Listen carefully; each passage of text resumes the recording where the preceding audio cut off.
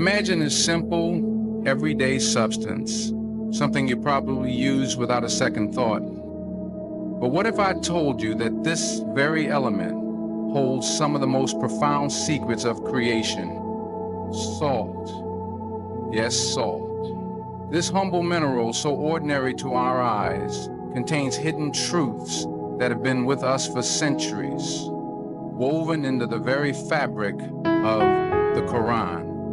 Secrets that science is only just starting to catch up with. What if I told you that the Quran spoke about salt in ways we could never have imagined, centuries before modern science discovered the facts we now hold to be true? What if I told you that this small element holds the keys to understanding balance, preservation, and purity, not just in the world around us, but in our very souls? Stay with me as we uncover 5 hidden Quranic secrets about salt, secrets that go beyond what meets the eye. These aren't just ancient facts, they're messages for today. So grab a seat, stay tuned, and let's explore together how salt isn't just something we sprinkle on our food, it's something we can sprinkle into our hearts for wisdom and insight. You won't want to miss this.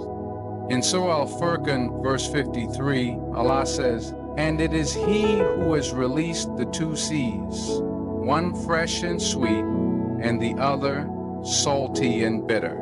And He placed between them a barrier and prohibiting partition." This verse holds within it a mystery that science would not uncover for over 1,000 years. 2 distinct bodies of water, one sweet and drinkable, the other salty and bitter, existing side by side, and yet they do not mix in a way that erases their identity. To the ordinary eye, it looks like just water, but beneath the surface lies a divine truth and a precise physical law.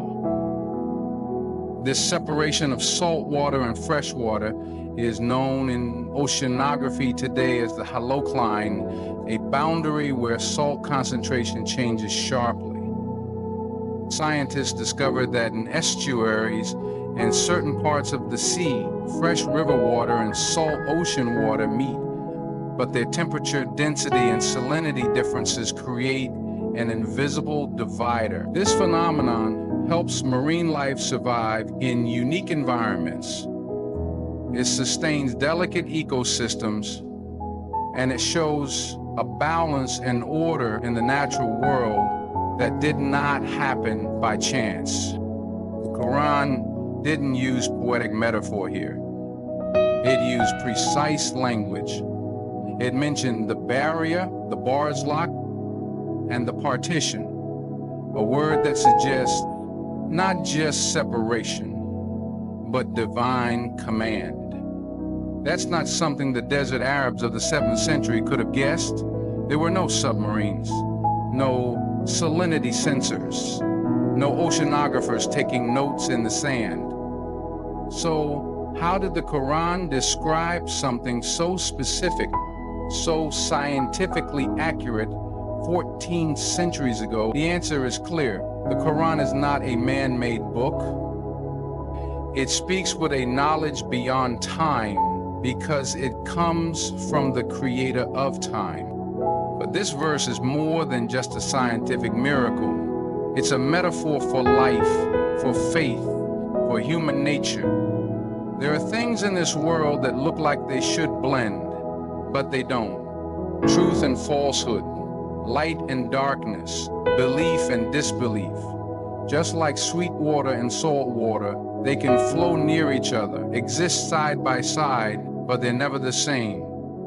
Allah shows us this in nature so we understand it in our soul. There's purity and there's bitterness. And only when you know the difference can you live with purpose. Salt water is powerful, vast, and mighty, but it doesn't quench thirst. Fresh water is gentle, humble, but it gives life. That's the kind of clarity Allah wants us to see. not just in the oceans, but in ourselves. Salt has long been known as one of the simplest yet most powerful elements in nature.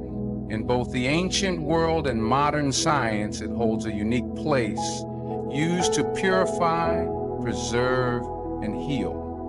When the Quran speaks about water sources and balance in the earth, it indirectly invites us to reflect on what elements like salt mean in both our physical and spiritual lives. Salt is more than a seasoning, it is a purifier. It kills harmful bacteria, draws out impurities, and keeps things from decaying. Before the invention of refrigeration, salt was the world's greatest preserver. It kept food fresh, protected wounds from infection, and prevented sickness from spreading. Today, science confirms these functions. It tells us salt can cleanse the skin, reduce inflammation, and detoxify the body. It's used in saline drips in hospitals, in oral rehydration solutions, in medical treatments for infections and sore throats. Salt sustains life, and too little of it can cause serious harm. But Islam knew the value of salt long before any laboratory test proved its power. In traditional Islamic practice, salt was used before or after meals in small amounts. The Prophet Muhammad is reported to have said that salt is part of every good meal. And what's interesting is that while modern science warns against overconsumption, it also confirms that trace salt is vital for digestion, fluid balance, and nerve function. So once again, the Quran and Sunnah hint at a deeper wisdom, balance, not excess, not deprivation, but using things in the measure they were created for. That's the lesson salt teaches. Everything has its purpose, and when used correctly, it purifies and heals. But there's also a spiritual reflection in the way salt works. Just like salt draws out impurities from wounds or meat, faith draws out the darkness from the soul. Prayer, repentance, and remembrance of Allah cleanse the heart the way salt cleanses physical things. Just like salt stings when it touches a wound, truth often hurts when it touches sin. But that's how healing begins. And just like salt preserves what is pure, belief preserves the purity of the soul in a decaying world. That's not just poetic, it's real. It's how the design of the universe reflects the design of our inner selves. In a world filled with spiritual toxins, salt reminds us that purification is not always comfortable, but always necessary. It reminds us that what looks small or ordinary can have extraordinary impact. And it proves that even in the most basic things, like the grains on your table, there are signs from Allah. The salt you sprinkle on your food is not just a flavor, it's a message. A lesson in balance, in healing, and in divine wisdom that modern science is only beginning to catch up with. Among the overlooked but deeply meaningful practices of the Prophet Muhammad was his occasional use of salt during meals. While not emphasized with long narrations, subtle hints from traditional reports indicate that the Prophet sometimes began or ended his meals with a pinch of salt. At first glance, it might seem like a minor habit, but when placed under the lens of both spiritual reflection and modern science, it reveals profound layers of wisdom. In today's world, nutritionists and scientists have discovered that salt plays a critical role in activating the taste buds and preparing the digestive system for food. A small amount of salt before a meal can stimulate saliva production, enhance enzyme activity, and make the digestive process smoother. Likewise, A little salt after a meal can help the stomach regulate acids and restore electrolyte balance. But 1,400 years ago, there were no nutrition journals or biological studies. There was only the Fitra, the natural guidance of the prophet, informed by revelation, not experimentation. This prophetic practice, whether used regularly or situationally, reminds us that divine wisdom often hides in the simplest gestures. Salt, something most people would think twice about, becomes part of a sacred rhythm when placed in the context of the Sunnah. It teaches us that nothing in life is too small to be significant when it's guided by knowledge and intention. Even a grain of salt, when aligned with prophetic tradition, becomes a source of benefit. This is a reminder that Islam is not just about rituals or theology. It's a lived guidance. It's a way of life that reaches into what you eat, how you eat, and even how your body reacts to it. Science today is amazed by how salt helps with digestion, balances fluids, supports nerve signals, and maintains muscle function. But the Prophet already lived a lifestyle in harmony with that knowledge. Not in excess, not carelessly, but with mindfulness.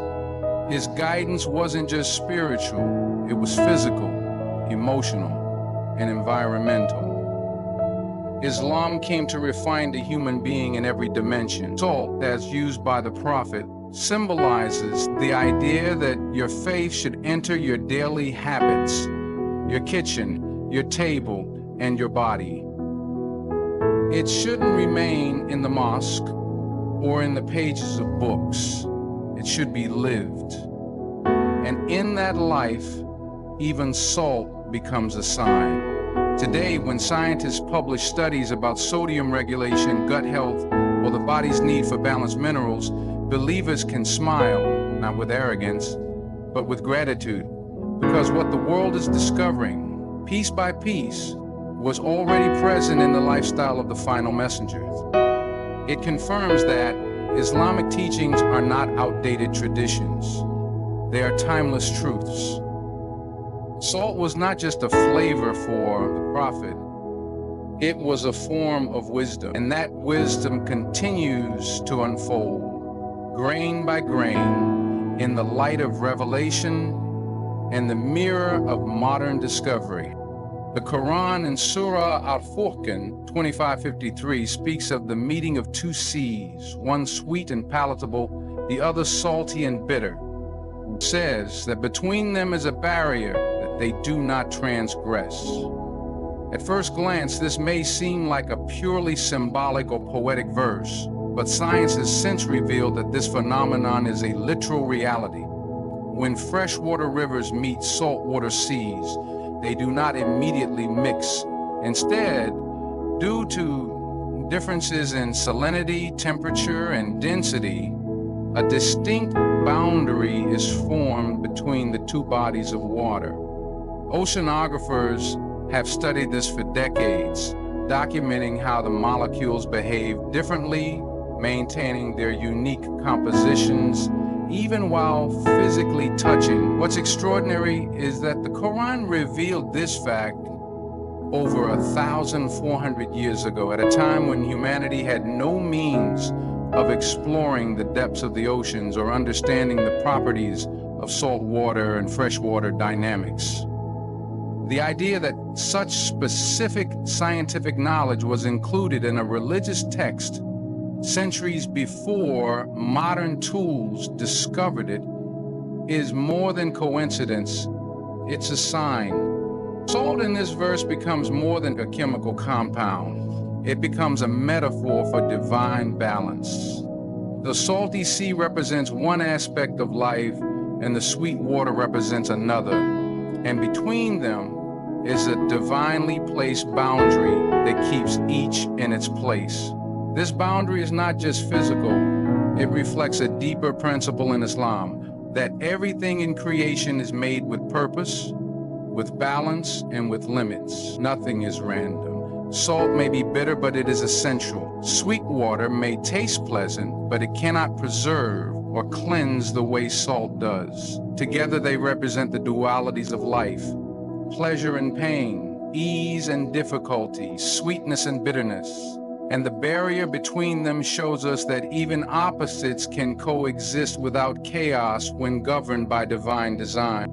The precision with which the Quran describes this is so accurate that marine scientists today reference the same concepts when discussing estuaries and ocean layering. The verse also subtly references the importance of equilibrium. Just like the sea cannot overwhelm the river, nor the river the sea, the body must maintain its own inner balance. Salt levels in the blood, hydration, and mineral content must all remain in equilibrium for the body to function properly. Too much salt and we become sick. Too little and we become weak. This reflects how life itself works under divine regulation. Too much indulgence or too much deprivation leads to imbalance. Salt, then, is not merely a substance. In the Quranic view, it is part of a greater network of creation that reveals Allah's meticulous planning. The verse on the two seas reminds us that there are boundaries we cannot see, wisdoms we do not always understand, and realities that science is only beginning to touch. It shows us that the Quran is not just a spiritual book, it's a book of signs, science, nature, and reflection. It invites us to look deeper into the world, to see the divine hand in even the smallest grains and the vastest oceans, and to remember that every element, even salt, carries within it a message for the heart and the mind. Salt in the Quran and Islamic tradition is not only a physical necessity, but also a spiritual symbol. It is one of those rare elements mentioned both implicitly in scripture and explicitly in practice. Beyond its known health benefits and preservative powers, salt has historically played a role in purification rituals across many cultures, and Islam aligns with this understanding in a unique way. The Prophet Muhammad once instructed his companions to begin and end their meals with a small amount of salt, not just for digestion or taste, but as a means of warding off disease and evil. Although the narrations on this are not always classified as sahih in terms of authentication, many early scholars and traditional healers acknowledged the prophetic use of salt as a protective element, especially when coupled with the intention of seeking Allah's blessings. That seemingly simple act of tasting salt before food carries far more weight than modern eyes can see. Salt has a strong absorbing property. It can draw out impurities and act as a natural disinfectant. In prophetic medicine and traditional Islamic healing, salt has been used in various ways, not just in food, but also for cleansing spaces, treating minor ailments, and even as part of ruqyah, the spiritual healing process. When a person suffers from unexplained illness, fatigue, or spiritual distress, many scholars recommend the use of water infused with Quranic recitation and a pinch of salt as a means of neutralizing negative energy or the influence of jinn. This is not superstition. It is rooted in the deep understanding that everything in creation carries a vibration. And when something as pure and foundational as salt is aligned with Quranic words, it becomes more than a mineral. It becomes a medium of divine mercy. Modern science supports some of this now in different language. Salt therapy, known as halotherapy, is gaining popularity in the West, where sitting in salt-rich environments is believed to help with respiratory issues, skin conditions, and stress. Himalayan salt lamps are marketed as purifiers of air and energy, while saline rinses are used to clean wounds and soothe sinuses. What people are discovering today as innovation is in many ways a rediscovery of ancient truths that were already present in Islam. The body itself relies on salt to maintain its internal equilibrium. Without enough salt, our nerves misfire, our muscles cramp, and our brain struggles to function. Yet with too much salt, we risk damage and imbalance. This reflects a deeper message. The key to physical and spiritual well-being lies in balance and intention. The Prophet showed us that every small act, when guided by the right heart and intention, can become an act of healing and protection. Salt, though common and inexpensive, is one of those elements that when used mindfully carries divine wisdom, whether to enhance food, ward off illness, or purify the soul. It is a gift from the Creator, hidden in plain sight. And as science begins to uncover its secrets, the believer already smiles, knowing that true knowledge has always come from the source that never errs. Salt is one of the most common substances on earth, yet within Islamic tradition, it holds a remarkable depth of significance that science is only beginning to uncover. The sixth hidden Quranic secret about salt lies in its symbolic reflection of divine balance, discipline, and the unseen wisdom behind moderation. In Islam, balance is a divine law that governs the 555, reminding humanity not to transgress the measure. Salt is one of nature's clearest examples of this principle. Just the right amount of salt sustains life. Too much or too little causes harm. This isn't just a health guideline, it's a spiritual mirror. Allah created everything in precise measure, and salt becomes a powerful metaphor for how even the smallest element can tip the scale of balance when misused. It's hidden in plain sight, teaching us that moderation is not just wise, it is divine. When we consume salt, we rarely think about its deeper reality. But in truth, the body is designed in a way that depends on this fine balance. Sodium ions help regulate fluid balance, nerve signals, and muscle contractions. A minor disruption in this equilibrium can lead to serious consequences. The heart, the brain, the kidneys all depend on precise sodium levels to function properly. This mirrors the balance of good and evil in the human soul. Just as the body falters without the correct balance of salt, the soul deteriorates when overwhelmed by extremes. Too much indulgence, too much anger, too much despair. The Quran and Sunnah repeatedly guide us toward the middle path, the path of moderation, where salt exists. Not to overpower, but to enhance and preserve. Moreover, salt has a purifying nature. It cleanses, draws out toxins, and preserves what is good. In spiritual terms, the believer is asked to preserve their faith, protect their intentions, and purify their heart. Salt, though small and often overlooked, does just that in the physical realm.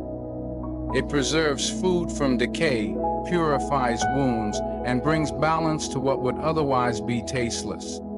So does sincere faith preserve the soul from rotting under the weight of dunya. So, do acts of worship protect the believer's heart from the stains of sin? Salt is silent, but its work is powerful. And this is a reflection of true taqwa, God conscious. Today, while nutritionists warn of the dangers of excess salt, they also acknowledge its absolute necessity in daily life. The key isn't in avoiding salt, it's in understanding it, honoring it, and using it wisely. In the same way, Life isn't about removing struggle or pain or challenges. It's about finding balance within them, preserving the good, and allowing divine wisdom to flavor every experience. Salt teaches us that hidden within the ordinary lies the extraordinary. What the Quran hinted at centuries ago is only now being validated by science. Yet the believer has always known that truth, when it comes from the Creator, needs no validation. In conclusion, the secrets that lie within salt are not only deeply connected to the physical world, but resonate with profound spiritual truths. The Quran has always guided us to reflect on the wonders of creation, encouraging us to look beyond the surface and discover the deeper wisdom embedded within. Salt, with all its simplicity, carries within it lessons on balance, purity, and the precise design of the universe. From its preservation of life to its symbolic role in spiritual cleansing, salt exemplifies divine order in every grain. As science catches up to these ancient revelations, we are reminded that the teachings of Islam hold timeless wisdom that transcends mere physical understanding. Each discovery we make, each truth we uncover, is a reaffirmation of the perfection in Allah's creation. Just as salt enriches our meals, so too do these reflections enrich our hearts and minds. Thank you for joining me in this journey of exploration. I wish you all the best as you continue to reflect on the beauty and depth of these hidden Quranic secrets. May your path be filled with wisdom, peace, and divine guidance. Good luck, and thank you once again for your time and attention.